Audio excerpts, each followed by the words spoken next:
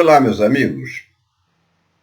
Vamos ao PUB 728 sobre a tripartição do mundo, especialmente sobre a China. Bem, muito se fala sobre coisas que a China está comprando no Brasil, no mais das vezes com receio do que pode vir a ser a política do nosso país no futuro e as consequências que nós, do povo, teremos de enfrentar nesse novo desenho do mundo. Eu acho que deixei bem claro que a tripartição do mundo acordada entre Estados Unidos, China e Rússia não é uma divisão territorial, senão uma divisão de zonas de influência, e isso somente até a derrota final da nova ordem mundial. Portanto, nada impede que uma região estrategicamente abraçada por um desses países mantenha relações cordiais e comércio pujante com os demais. E esse parece ser o caso do Brasil, que está historicamente atrelado aos Estados Unidos, mas que apresenta um comércio importante com a China. Bem, antes de prosseguir, eu lhes peço uma vez mais que contribuam com o nosso trabalho por meio do Pix. Isso é muito mais importante do que vocês imaginam, razão pela qual eu repito sistematicamente que o façam e agradeço pelo gesto. Voltando. Falar da China, principalmente em dias tão conturbados, num cenário tão conturbado, não é uma tarefa fácil. No PUB 727, nós procuramos situar a China no globo terrestre e entender a imagem atrás do espelho. Agora, apesar dos meus esforços, eu ainda não vou conseguir esgotar o assunto. Mas prosseguindo. Olhando-se no espelho retrovisor da história recente, nós podemos facilmente identificar países que foram devastados pelas guerras mundiais, mas que não só conseguiram se desenvolver com recursos externos, notadamente americanos, como lograram, a partir de então, conquistar espaços econômicos importantes, com a aplicação do Plano Marshall na Europa e a ocupação territorial temporária do Japão, que acabou saindo mais forte do que entrara na situação. Investimentos estrangeiros não significam, portanto, a entrega da soberania. Em alguns casos, até mesmo representa o contrário. No caso da China, é verdade. É verdade a voluptuosidade com que ela vem investindo nos demais países, no Brasil inclusive. Mas é importante ressaltar que posse e concessão são coisas diferentes. No caso do Brasil, pertence à União todos os bens abaixo da terra, o petróleo, minas, metais preciosos, e tais bens são concedidos pelo país, não doados, como muitos fazem parecer. A China investe pesado, por exemplo, em energia elétrica no Brasil. Mas a sua exploração é uma concessão do governo, podendo ser cancelada a qualquer momento. A China sabe disso, mas parece não se incomodar, jogando todas as suas fichas na continuidade desse serviço, o que parece natural e óbvio. Na verdade, a disponibilidade de energia é boa para o país, não importando a origem, desde que a mão de obra seja nacional e a conquista da tecnologia continue dentro das nossas fronteiras. Não é tão tranquilo como parece manter um alto nível de investimentos no Brasil, pois a China passa por sérias dificuldades, tendo em vista a falta do consumo interno, em que pese o tamanho da sua população e o aumento da renda de um número considerável de pessoas. Na verdade, o consumo interno lá está bem abaixo do que seria desejável para a sustentação de uma economia pujante. Na prática, Pequim está buscando formas de incentivar os chineses a começar a consumir. O problema é que eles não estão gastando o suficiente. Acho bastante provável que o ímpeto pelos investimentos chineses no mundo, no Brasil inclusive, seja arrefecido pelas novas prioridades de incentivos ao consumo interno. Os Estados Unidos e outras grandes potências vêm enfrentando a situação de inflação pós-Covid, mas a China sofre hoje com uma coisa ao contrário, a deflação.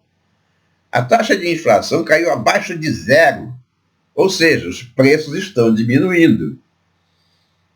Em princípio, isso pode parecer uma coisa boa para os consumidores, mas é um sinal de problemas econômicos muito mais profundos. Quando as pessoas não gastam, as empresas tendem a reduzir os preços para atrair compradores. E quanto mais isso acontece, menos dinheiro as empresas ganham, as contratações diminuem, os salários congelam e o crescimento econômico é interrompido. É esse ciclo que a China quer estancar. O país já enfrenta o lento crescimento econômico causado por uma crise prolongada no mercado imobiliário, alto endividamento do governo e desemprego. O motivo da queda do consumo é simples e direto. Os consumidores chineses não sentem confiança suficiente no futuro para gastar. Essa relutância veio em um momento crítico. Com o objetivo de fazer crescer a economia em 5% esse ano, incentivar o consumo é uma das prioridades do presidente chinês Xi Jinping. Ele espera que o aumento do consumo doméstico possa absorver o baque causado pelas tarifas americanas sobre as exportações chinesas. Não há garantias de que o processo dará certo. Só o tempo é que dirá. Os shoppings lá estão quase vazios. Não há consumo. 1/4 da força de trabalho chinesa é composta de trabalhadores migrantes lá na própria China, com baixos salários e sem pleno acesso aos benefícios sociais urbanos. Com isso, ficam praticamente vulneráveis durante períodos de incerteza econômica. A crise do mercado imobiliário, que quase chegou ao colapso, também aumentou a aversão dos consumidores chineses ao risco que levou a reduzir gastos. Alguns analistas estão animados com a seriedade de Pequim ao enfrentar desafios de longo prazo, como a queda da taxa de natalidade, bastante prejudicial a médio e longo prazos. Muitos casais jovens vêm decidindo não arcar com os custos de ter filhos, o que é um grande problema para o futuro. A tradição chinesa confere aos herdeiros homens todas as vantagens, heranças inclusive, deixando as mulheres em situação bastante desfavorável. A política de um só filho, adotada durante muito tempo na China, contemplou bebês homens, tendo praticamente desaparecido os bebês do sexo feminino, descartados ou escondidos nos censos demográficos. Quanto mais acentuado é o desequilíbrio entre os sexos, em desfavor de mulheres, maior é a preocupação com o futuro. As taxas de natalidade despencam e a longevidade dos homens inverte a pirâmide demográfica, com cada vez menos pessoas tendo que arcar com os benefícios sociais concedidos aos mais velhos. Isso, meu amigo, é uma bomba relógio. Os consumidores chineses passaram a ser mais cautelosos desde a pandemia. E essa cautela persistiu mesmo após o levantamento das restrições sanitárias. Mesmo no auge, o boom do consumo na China nunca foi páreo para as exportações do país. O comércio internacional também foi objeto de generosos investimentos estatais, com estradas, portos, zonas econômicas especiais. A China dependia dos baixos salários dos trabalhadores e alto nível de poupança das famílias, que alimentaram o crescimento, mas limitaram a renda disponível para o consumo. Agora, o crescimento das incertezas geopolíticas, os países estão diversificando suas cadeias de abastecimento e se afastando da China. Com isso, a confiança nas exportações chinesas diminuiu. Os governos locais também estão sobrecarregados de dívidas, depois de anos tomando grandes empréstimos para investir, particularmente em infraestrutura. Xi Jinping já prometeu transformar a demanda doméstica na principal força direcionadora e âncora estabilizadora do crescimento. O presidente chinês fez do incentivo ao consumo uma de suas prioridades para 2025. No passado, os chineses começaram a fazer comércio com o mundo, incentivando as empresas e atraindo investimentos externos, o que foi surpreendente. Mas quem segura o desenvolvimento é o mercado interno, e este não está crescendo como desejável. A economia chinesa atualmente busca a independência dos Estados Unidos, fortalecendo seus acordos comerciais com África, América do Sul e Sudeste Asiático. Agora, é o maior parceiro comercial de 120 países. Na contramão dessa tendência, Trump está semeando divisão em seu próprio quintal, ameaçando atingir até mesmo a União Europeia com tarifas. A Europa, ou grande parte dela, adotou a política globalista de fronteiras abertas durante os últimos anos e vale a pena acompanhar o desenvolvimento desse cenário, que parece estar mudando e tende a diminuir o ímpeto americano na adoção de tarifas draconianas, pacificando o panorama. Em contraste, a China tenta parecer um parceiro comercial global calmo, estável e talvez mais atraente. Como líder da segunda maior economia do mundo, Xi Jinping não esconde sua ambição de que a China lidere uma ordem mundial alternativa. Mas isso está se tornando cada dia mais difícil.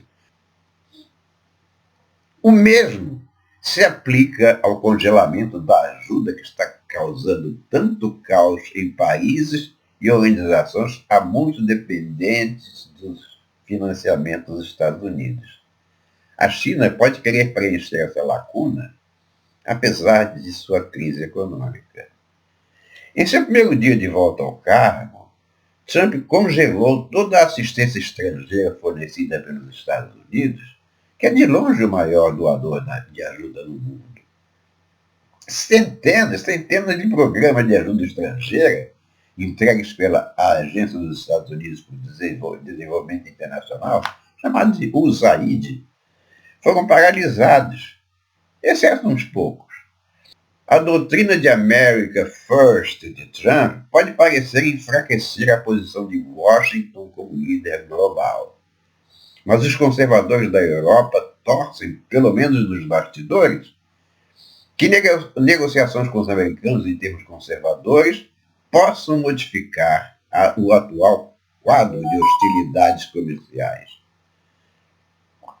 Muitos aliados e parceiros dos Estados Unidos, especialmente no Pacífico, têm motivos para trabalhar com Pequim, mas também têm motivos para ter muita cautela com isso.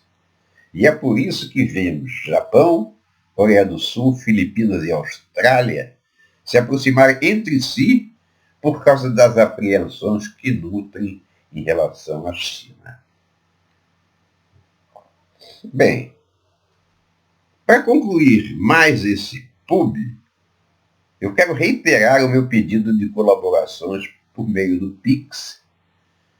Meu Pix é 017744097004.